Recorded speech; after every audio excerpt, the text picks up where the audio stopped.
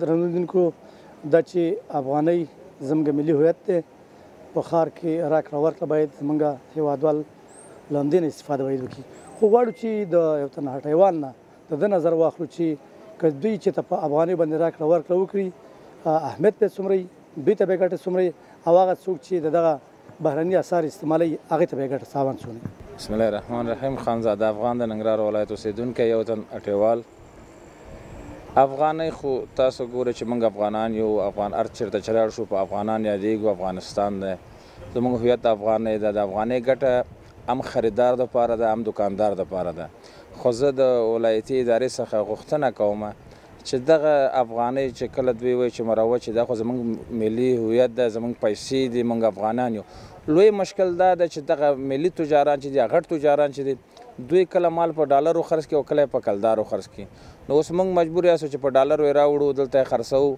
او په کلدار یې خرڅوو هغوی ته کلدار یې ورکړو یا ډالر ورته ورکړو ښه خبره دا ده چې دا ملي تجاران دغه خپل راکړه ورکړه په افغانۍ کې موږ هم په افغانۍ اخلو په افغانۍ خرڅوو ښه خبره دا ده چې اول په خپل دولتي مامورینو باندې دا تطبیق شي دولتي ادارو باندې تطبیق شي خصوصي سکتورو باندې تطبیق شي بل تاسو وګورئ دې پمونو ته لاړ شئ دا ترانسپورټ ته لاړ شي اوس په ښاروالۍ مامورین ناست دي په دغه بندرونو کې هغوی کلدارې اخلي موږ وایو که د دکانداران خرید فروش راکړه ورکړه په افغانۍ وکړي دوکاندار ته کوم زیان رسېږي هېڅ زیان نشته دوکاندار ته ګټه ده خریدار ته هم ګټه ده زه اوس تاسو مثال یو درته بېلګه وایم یو ډوډۍ تاسو ته په 20 کلدارې درکوي او که افغانۍ ورته ورکړي په 10 افغانۍ درکوي د 3 روپۍ د خریدار دپاره ګټه شوه خو دوکاندار پرې خوشحال ده دغه بدنامي نه دغه بد داغ نه دغه چې موږ د بل چا پیسې دلته چلو د بل چا کرنسي ته احترام کوو دا خو د یو مملکت تسلیمي د بل مملکت چې سړی د بل مملکت پیسې خپل ملک کې ګرځوي دا خو د هغې اسارت شو موږ افغانان یاستو موږ د چا مستمره کېږو نه خپل پیسو ته خپل قانون ته احترام لرو هېڅ زیان نه رسېږي بلکل مننه تاسو نه مننه کور ودان درنو لیدونکو زموږ نننۍ موضوع د افغانۍ مروج کولو او خلک دې ته تشویق کول چې خپلې افغانۍ یعنې په راکړه ورکړه کې استعمال کړي خو غواړو چې د حاجي صاحب لاهور خان نه به واورو چې دی په دې اړه څه نظر ورکوي چې زموږ د عامو خلکو دپاره د افغانۍ د ترویج څومره ګټور دی او زیانونه یې زموږ هېواد ته څه دي تر ټولو د مخه خپل سلامونه او احترامات د ننګرهار ټلویزیون کارکوونکو ته چې هلې ځلې په دې لار کې وباسي او د ننګرهار ښاریانو ته وړاندې کوم بعدا د افغانیو د ترویج په ارتباط باندې باید داسې ووایم چې په لومړي قدم کې هغه دولت چې خپل قراردادونه دي هغه باید په افغانیو باندې وکړي نه په ډالرو باندې دا یوه لاره او دویمه لاره یې دغه ده چې خلکو سره د ترویج په ارتباط باندې خبرې وشي چې خلک خپله علاقمند شي او افغانۍ رایج کړي دا ځکه چې دا زموږ ملي هویت دی دا زموږ د هویت نه بحث کوي دا افغانۍ زموږ د ملک پیسې دي نو دا به ډېره بده خبره چې د پردي ملک پیسې موږ تذکره موږ سره د افغانستان اوسو په افغانستان کې او د بل ملک پیسې دلته چلن ولري بله مسله ده چې ولایتي ادارې یعنې دې دپاره چې عامه پوهاوی هم شروع کړی دی چې بېلابېلو ادارو ته پر ښار کې همدغه تبلیغ شروع کړی چې باید افغانۍ رواج تاسو دغه اقدام څه ډول ارزیابي کوئ هغه کومو ادارو چې دا پلټنه شروع کړې ده او ترویج یې شروع کړی دی دا ترویج زما په نظر باندې د ده نه که ښه راشي دغسې به وي چې د هر صنف فرض مثال په بازار کې که دکانداران دي او که د مارکیټونو مالکین دي که د سرایونو دي دا ټولو سره کینی که کرایي دي او که اخیستلو خرڅول دي دا ټول په افغانیو باندې شي او دوی ته یو روحیه ورکړل شي هغه د روحیې په اساس باندې نو دوی کولی شي چې دا ترویج خپل ښه مخ په وړاندې ویسي دوی باید دغسې د افغانۍ رواج کړي چې خلک خپله علاقمند شي او خپله داسې وایي چې زه د خارجي ملک پیسې نورې نه اخلم او مخکې مې یادور شومه خو دوباره دا وایم چې خپل قراردادونه چې دي دولت دا ته موږ خواهش کوو چې دا په افغانیو باندې شي لکه نور ملکونه وګوره د اخیستل او خرڅولو لکه اکثره د پرمختللي ملکونه چې وګوري خپلې پیسې په کار باندې اچولي دي په ډالرو او په نورو باندې خریداري نه کوي زه په خپلو پیسو باندې حتی پردی ژبه نه استعمالوي زموږ ژبه هم پردی شو کلتور هم پردی شو پیسې هم پردی شي تر څو به وي نو د دې ځوانانو نه هم اکثره دا خواهش دی چې دا ځوانان په دې لاره کې ډېر قدمونه واخلي ډېر ګامونه واخلي ښاریانو ته هم پیغام دا دی چې دوی باید سر د نن نه افغانۍ خپله داسې علاقه پیدا کړي په عوض د دې چې څوک راشي دوی ته ووایي ولې دوی چا پسې ورنشي خپله دوی دې دا کمپاین شروع کړي که دوکاندار دی او که رکشې والا دی او که ډریور دی که کراچۍ والا دی دوی ته زما دا پیام دی چې دوی باید دا کلدار او خارجي اسعار بند کړي او په خپلو افغانیو باندې چې زموږ هویت دی موږ ته به ارزښت دی زموږ هویت ثابتوي په دوی باندې پلورل او پیرودل وکړي درنو لیدونکو لکه څرنګه چې تاسو ګورئ زموږ یعنې افغانان خپل همت کوي خپله حلال روزي پیدا کوي یعنې د بهرني هیوادونو د تګ نه خپل اولادونه خپل ځانونه ژغورلي او په خپله په سړک په سر باندې چې دي خو خپل هغه لمر ته سختې په ځان تېروي خپله دوکانداري کوي دا چې نننۍ موضوع زموږ د افغانیو د اهمیت په اړه باندې ده د تېرو وختونو قصه به د جناب مدیر صاحب نه واورو لومړی به ځان راوپېژني او بیا به د تېر وخت زموږ د افغانیو او د بهرني اسعارو په اړه باندې خپل نظرات راکړي بسم الله الرحمن الرحیم زه شیر افغان د دې ښار اوسېدونکی د ننګرهار او د سړک په غاړه باندې دوکانداري او ځان ته نفقه پیدا کړو داسې یو صاحب چې اوس لکه څنګه چې دا موضوع د پخواني اسعارو یا د افغانیو د خارجي اسعارو په ارتباط باندې ده دا خارجي اسعار سابق هم د ظاهرشاه او داود خان دوی په وخت کې او که چا سره به خارجي اسعار په بازار کې په راکړه ورکړه کې یو روپۍ دوه ګیر شو نو هغه به قانوني محبس ته یا جیل ته یا څه ته معرفي شو ماموریت ته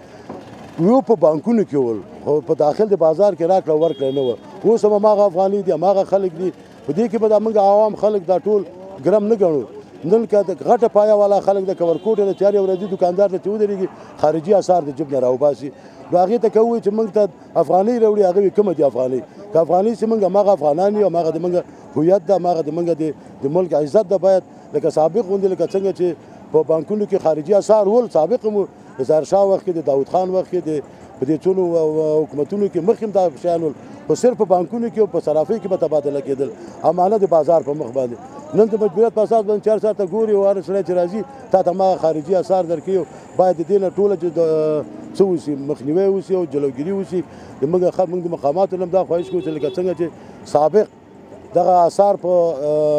بانکونو کې اوسېدل اوس په بانکونو کې قید کې هلته د راکړه ورکړه پې کېږي زموږ په ټولو ملي تجارانو باندې لکه که څوک د خارج نه نفت ګاز یا بل شی یا اوړه یا کچالو څه شی چې ضرورت د انساني ضرورت ده دا راوړي دا باید د افغانیو په حساب راوړي او دکاندارانو ته وټۍ والاو ته د افغانیو په حساب ورکړي او دکانداران هم د افغانیو په حساب باندې باید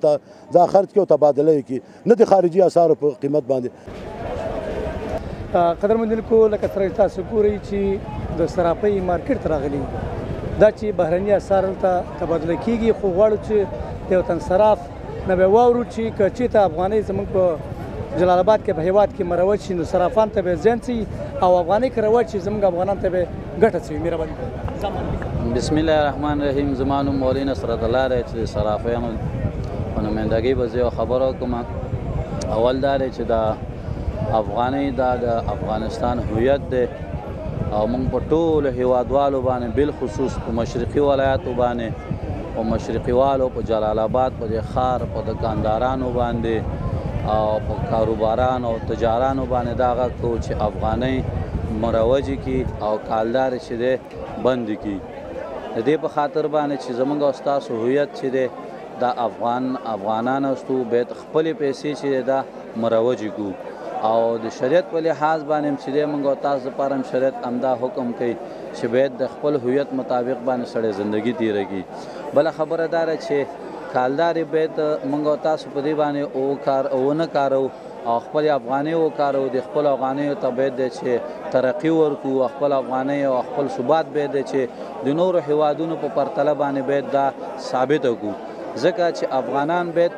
په نورو ملکونو کې چې موږ او تاسو ګوري هغه د بل ملک پیسې بیخي نه چلیږي بغیر د صرافۍ نه علاوه چې هلته اثار خو په هر قانون کې چې دی دا تبادله کېږي اما عام بازار کې چې دی که نه هلته نه تبادله کېږي نو زموږ د ټولو دکاندارانو نه او د تجارانو نه د ټولو هیوادوالو نه بالخصوص د مشرقي د خلکو نه زموږ دا په کلکه باندې غوښتنه ده چې کالدارې بند کړي او د خپل افغانۍ راکړه ورکړه دا جاري کړي او د تاسو صرافۍ کاروبار کوئ که چېرته افغانۍ مروج شي تاسو ته به کوم زیان وي که نه څنګه نه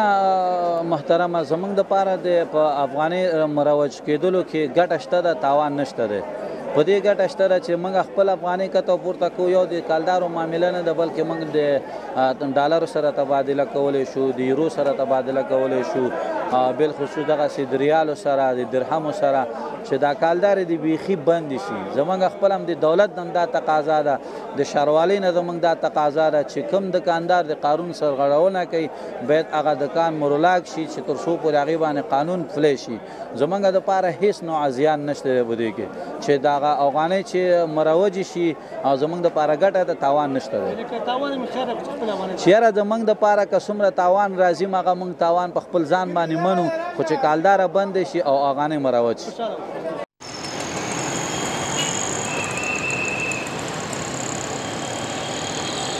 درنو لیدونکو، لکه څرنګه چې تاسو ګورئ چې زموږ د رکشې چلوونکی په ژلو ناست دی او نور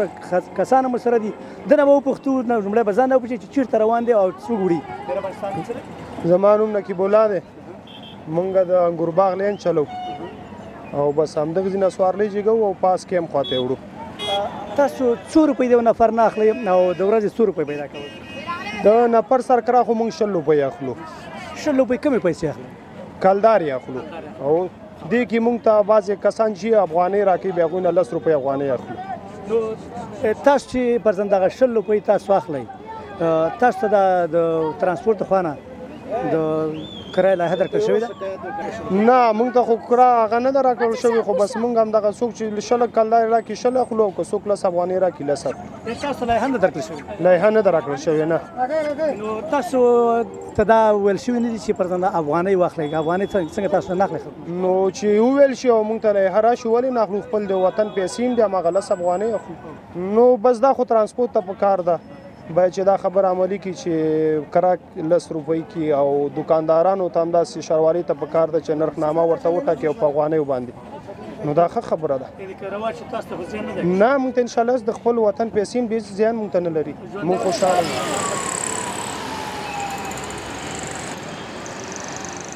درنو لیدونکو، د جلال آباد د ښاروالۍ د پلټنې د مارکیټونو د کنټرول عمومي مدیر او بیا د هغه زموږ تر څنګ ناست غواړو چې د سره په دغه مرکه ولرو چې تاسو په همدغه مرکې ته اړوو. ښار کې خلکو یعنې زیاتره په همدې ټینګار کوي او دا څوک چې هټیوال دي وایي که چېرته په ښار کې لومړي ځل لپاره د نرخنامه ټول شیانو ته ورکړل شي په افغانۍ باندې، یعنې چې خلک به وکولی شي او همزمان ورسره د ښاروالۍ د خوا بیا دغه نرخنامه کنټرول شي. تاسو په دغه برخه کې څه کړي دي؟ خلک وایي چې موږ ته تر اوسه نرخنامه نه ده راکړل شوې او څه پلان لرئ؟ مهرباني. افغانۍ زموږ او ستاسو د افغانانو ملي هویت ده. دغه هویت باید موږ او تاسو د لاسه ورنه کړو. راځئ خپلو افغانیو ته په درنښت قایل شو. راځئ موږ خپل افغانیت ثابت کړو چې موږ افغانان یو. په افغانستان کې موږ خپل دغه اثار دغه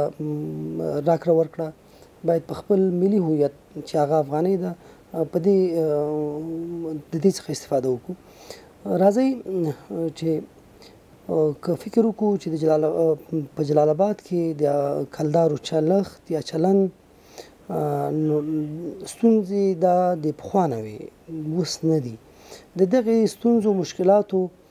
د ګراف یا د دغې کچې د راکمولو په خاطر باندې د مارکیټونو تنظیم مدیریت د عامه پوهاوي کمپاین له لارې د جلال آباد په ښار کې د لاسپیکر له لارې اعلانونه کوي چې راځئ خپل افغانیت ثابت کړي. د افغانۍ د ترویج په خاطر باندې د ښاروالۍ سره د بانک د ریاست سره همداراز زموږ هغه زیربط ادارې چې دي د دوی سره همکار شي چې که چیرې موږ سره زموږ ولس، زموږ هټیوال، زموږ کاروباریان، زموږ تجاران، زموږ افغانان چې په افغانستان کې ژوند کوي دوی ژمن نشي خپلو افغانیو ته چې د دې په چلن کې دوی مهم رول لري. که چیرې زموږ راکړه ورکړه ټوله په افغانۍ شي موږ کولی شو چې زموږ اقتصاد لوړ شي، زموږ راتلونکی یو باثباته وي، موږ کولی شو چې یو ښه راتلونکی ولرو. هغسې به دلته خلکو د ښاریان په دې شکایت لري چې دا حقیقت دی چې افغانۍ زموږ هویت دی، موږ به د ترویج لپاره کار کوو. خو وایي چې دکاندار ته چې ورشي که په 100 روپۍ کالدار شی وایي چې په 100 روپۍ افغانۍ راته راکړه، یعنې نرخنامه نشته. وایي که تاسو ته نرخنامه ورکړئ او همزمان ورسره بېرته کنټرول هم کړی شئ. په دغه د خلکو غوښتنه ده. موږ ځینې صنفونو ته د نرخنامې یعنی نرخونه ټاکلي دي، نرخنامې مو ورکړي ورته چې د هغې صنفونو له جملې څخه خیاطان دي، خبازان دي یعنی نانوایان، قصابان دي، سلمانیان دي، هوټلیان دي، خو تازه یعنی د میوو تازه میوو فروشان دي، سبزیجاتو والا دي، ترڅنګ یې وچه میوو والا دي. موږ دغه څو صنفونو ته د نرخنامې د تیرو کلونو په څیر په نرخنامې ورکړي ورته او د هغې نرخنامو د تطبیق په خاطر اوس فعلا زموږ د ښاروالۍ د تنظیمونو د مارکیټونو تنظیم مدیریت کارکوونکي، پولیس، مامورین ټول په ګډه باندې پلان ورته جوړیږي. د نرخنامو د تطبیق په خاطر باندې هم کمپاین روان ده چې دغه نرخنامې دوی ته په واک کې ورکول شوي دي. باید دوی د دغې نرخنامو د عملي کولو لپاره باید دوی ژمن وي. که چیرې ژمن نه اوسي نو د ښاروالۍ د مارکیټونو تنظیم مدیریت لخوا دوی مجازات کیږي، د قانون په چوکاټ کې دوی سره جدیت هم کیږي. موږ به د دغې ناخوالو لپاره د پای ټکی ږدو. راځئ نن موږ او تاسو لاړ شو، یو خبرې دي چې مثلا ویل کیږي چې دا کارونه کېدل خو اوس به نه تکراریږي. پخوا امکان لري چې شوي، موږ نشو ردولی دا خبره چې نه به یې شوي، چې که نه به یې اخیستي. خو اوس راتلونکي زمونږ د بندر مسؤلین چې دي دوی په افغانیو دوی ته هدایتونه شوي دي د مقام د خوا څخه. ښاروال صاحب ورته جدي سپارښتنه کړې ده چې دوی به نور د خپل محصولګیري په بندر کې دا په افغانۍ کېږي، ځکه لایحه په افغانۍ ده، افغانستان ده، دا زموږ او ستاسو هویت ده. موږ باید د نورو اثارو تبادله ونه کړو. که څوک چا سره بهرني اثار موجود وي دوی کولی شي چې هغه په صرافۍ کې په هغه منی ایکسچینج کې دوی دا تبادله کړي، تر څو موږ ته افغانۍ ضرورت ده. د محصولګرۍ کله چې مال راوړي محصول کوي نو موږ باید افغانۍ د هغې څخه واخلو. زه ډاډ ورکوم چې زموږ افغانان به انشاءالله کوم توکي چې هغه تجاران افغانان وروڼه چې زموږ توکي ښارونو ته را داخلوي په بندرونو کې به ورڅخه نور افغانۍ اخیستل کېږي. که چیرې دوی په جیبونو کې یا د دوی په لاسونو کې بهرني اثار وي، دوی زه ستاسو له دې هندارې له لارې دوی باندې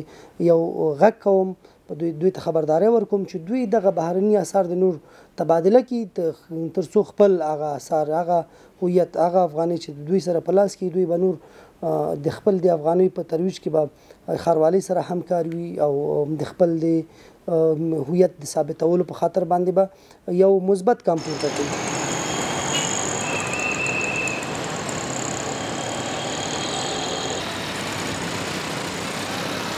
قدرمنونکو، د افغانیو د ترویج موضوع ده چې په ختیځې حوزه کې د افغانستان بانک امیر احمدزي توحیدیار سره په دې اړه مرکه وکړه چې ستاسو پام دغه مرکې ته راوړو. تر دې دمه د افغانیو ترویج لپاره د افغانستان بانک څه کړي دي؟ بسم الله الرحمن الرحیم. تر دې دمه خو زه په خپل فکر دا وایم چې هغه احکامات او تصویبونه چې به د مرکز نه راتل د هغې په تطبیق کې به موږ سره اړوند اړخونو کاملا همکاری نه کوو. اوس چون په راس کې د ولایت اداره واقع ده، د ولایت اداره هم منګه او هم اړوند اړخونه دې ته هڅوي چې فعاله کار وکړو. یعنې منګه هغه مکاتب چې د مرکز نه راغلي وو، هغه طرحه چې نوې د افغانستان بانک نه راغلې وه، هغه منګه ولیکله د افغانستان بانک په پیډ باندې او جناب والي صاحب امضا کړه او اړوند اړخونو ته هم لیږلې ده. او ټول اړخونه زما په فکر باندې ډیره زیاته خوشبیني ښکاره کړه. نو موږ هغه د 5 ګون، 10 ګون، 20 ګون او د 50 او 100 ګون افغاني نوټونه دا موږ د ځان سره واخیسته او ټول جلالباد ښار موږ یو کمپاین په شکل باندې کمپاین هم وکړه او د خلکو د ضرورت وړ هغوی ته موږ وړې پیسې توزیع کړلې. نو زما اند او زما څو نتیجه ګیري کړې ده چې دا وړې پیسې اوس ګرانې دي او غټې ارزانه دي. وجه دا ده چې ترویج د افغانو شوی دی، په دوکانونو کې پکارېږي. هلته هر دوکاندار غواړي چې ځان سره 2-3 زره، 4 زره، 10 زره، 20 زره د هغه د خپل پیر او او پلور په اندازه باندې هغه افغانۍ وساتي، نو دکاندارانو پخوا په ټیټ قیمت خرڅولې، اوس یې بیخي نه خرڅوي. حتی د 15 صرافان نه به ما پوښتنه وکړه، وبه مې لیدل ورسره چې هغې سره 15 کاپۍ 20 کاپۍ 30 کاپۍ 50 لسګون شلګون دا به ورسره ایښي وو، خو نه به یې خرڅول. همدغه زیاتره ښاریان دغه شکایت کوي، وایي چې بازم د افغانۍ کمې دي. تاسو په دې اړه څه ډاډ ورکولی شئ چې خلک وایي چې افغانۍ کم دي؟ خو به نه، افغانۍ خو الحمدلله دا سوال خو بیخي هېڅ امکان نه لري چې څوک ووایي چې کمې دي. هر چېرته چې د هم څومره افغانیو په قانوني شکل ضرورت وي، ټول بانکونه سیال دي او د دې ضرورت نشته چې هغه یې مانه وغواړي یا یې فرض مسوي مرجع ته دی مراجعه وکړي. دا ډېرې زیاتې دي، کافي پیسې دي صرف د خرید و فروخت او د پیر او پلور دپاره د وړو افغانو ضرورت. دا چې مخکې چا نه اخیستې او خرڅولې بیا او تروټه به وي او اضافي شی باله، اوس د هغې نه چون انشاءالله تعالی افغانۍ زیات دکانداران یعنې تقریبا 80% پیر او پلور اوس په افغانیو باندې کوي. تاسو ویل چې نوې طرحه افغانستان بانک درکوي، دغه طرحه لږ واضح کړئ چې خلک په دې باندې پوه شي. طرحه خو ذي دخله یا اړونده اړخونه په هغې کې موږ سره همکار دي، لکه تعلیم و تربیه باید هغه یو مکتوب توضیح کړي په ټولو هغه مکاتبو باندې چې هغه شخصي دي، چې ټول فیسونه باید په افغانو واخلي. دا یو مثال درته وایم، یو طرف یې دا دی، یا فرض مثل د ښاروالي ده یا د نقدي عایداتو ټولولو والا ادارې دي، لکه ګمرک، لکه ښاروالي، لکه نواقل توقفګاه، دا شیان هغوی ته مکاتب ورکړي. لکه موږ پخوا لیدل چې کوم موټر نه به 100 افغانۍ اخیستې، هغوی به 200 کالدارې ورکولې، یا به ورسره وینه بل ورته دا پته به نه وه چې دولتي فیس څومره دی، 200 به اخیستې، او هغه اخیستونکي به خوشحال و چې هغې ته په هر یو پیس په هر یو پارچه کې تقریبا 50 کالدارې ګټه پاتې کېده. اوس د هغوی نه هغوی صرف نظر دی پوه دي چې دولت قاطع تصمیم لري چې افغانۍ باید مروجه شي، نو هغوی هم افغانۍ اخلي او هغه ډریوران چې په هغه لین ځي او هغه خپل فیس ورکوي، هغه کمیشن هم دوی د جلال آباد د ځان سره افغانۍ وړي او په هغه ځایونو کې افغانۍ. دا هغه نتیجه ده چې موږ ښاروالۍ ته او عایداتي دفترونو ته او تعلیم و تربیې ته او اوقافو ته دې طرحه کې دا ټول اړوند اړخونه دي. جناب والي صاحب وفرمایل په خپله وینا کې کله چې دا اصناف او دا ذیدخله اړخونه ټول غوښتي وو، هغوی ویل چې زه که چېرته په یو مارکیټ کې، دا زموږ د مصوبې جز نه دی، دا د والي صاحب مطلب یو طرحه ده. هغوی ویل چې په یو مارکیټ کې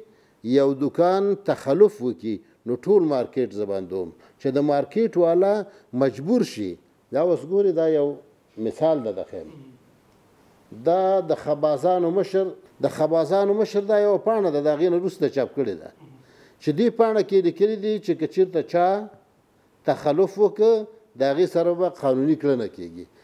دا هر یو صنف ځان ته خپله جرمانې لري، خپل اصول لري. د هغه اصولو مطابق هم د صنف مشر او هم د صنف اعضا په هغې باندې عمل کوي. نو هغه لیکلي دي چې زه نه غواړم چې هغه سړی چې په کالدارو باندې ډوډۍ خرڅوي یا په خارجي اسعارو باندې او زه یې همداسې پرېږدم، هغه زه مجازات کوم. هغه چې هر شوي هغه چې دوی سره د خپل اعضا په دې باندې اتفاق شوي وي چې کوم سړی د دې د اصولو نه سرغړونه کوي مجازات کېږي به. نو دا یې توضیح کړي دي ورباندې عبدالله جان په نوم. زه ونه مننه کوم چې ډېر ښه شی لیکلی دی او دا یې توضیح کړی دی په ټولو خبازانو باندې. ده ویلی زه دې ته هم زمان حاضر یم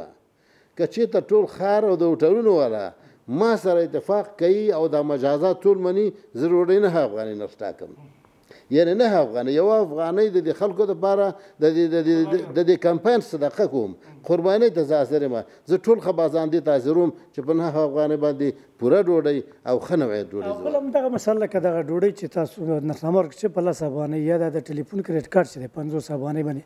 که ښاریانو غوښتنه داسې کوي که د ټولو توکو دغه نرخونه یا نرخنامه په افغانۍ ورکړل شي، نو خلک به وکولی چې په اسانه توګه واخلي. ځکه دوکاندار چې ورځي که په 100 روپو کالدار شوی 100 روپۍ افغانۍ راکړه، خیر دی، بیا دا خبره کوي. نو دغه برخه هم د خلکو غوښتنه وکړه داسې نرخونه وټاکل شي. دې برخه کې خو انشاءالله تعالی ډېر تیز پیشرفت روان دی، ځکه والي صاحب په هغه ټولنه کې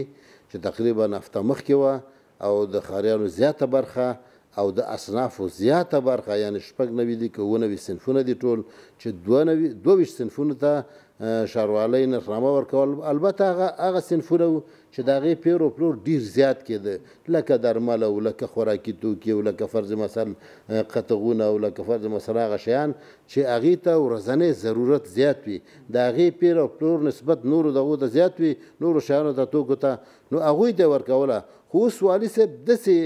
امر او هدایت دوی ته کړی دی چې هر شی چې د هغې ولو که په کال کې یو وار ضرورت پیدا کېږي د هغې باید په یو هفته کې نرخنامه ترتیب شي او هغه اړونده اړخونو ته وسپارل شي او توضیح شي په هر دوکان. زما پیغام خو د ګرانو ښاریانو ته دا دی چې په ډېر درنښت ورنه هیله کوم لکه څنګه چې پاسپورت او تذکیره زمونږ د افغانیت ښکارندوی دي، په همدغه شکل باندې افغانۍ استعمال په پیر او پلور کې زمونږ د ستاسې د افغانیت ښکارندوی دی. نو زما تقاضا او هیله د ګرانو ښاریانو نه دا ده حتی د ټول افغانستان د باشندګانو نه چې په خپل پیر او پلور کې افغانۍ وکاروي. د ملي تلویزیون درنو لیدونکو دا اوس زموږ برابر شوی راپورتاژ د افغانۍ د ترویج په اړه باندې بیا چې موږ ستاسو درانه خدمت ته حاضرېږو، تاسو په لوی او بخښونکي خدای سپارو. د خدای په امان.